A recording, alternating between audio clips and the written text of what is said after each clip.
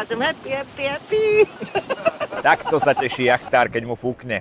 Nuž, a čo sa pokazilo dnes? Dozvieš sa. Večer sme si pozreli ešte Vieste, dali sme si rannú kávičku a šup smer Tremity.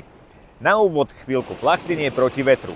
Už včera sme museli byť opatrní pri príchode, lebo vo vode je množstvo kmeňov stromov. A to úplne nechceš trafiť. Vietor nám však niekto vypol a vlny zostali.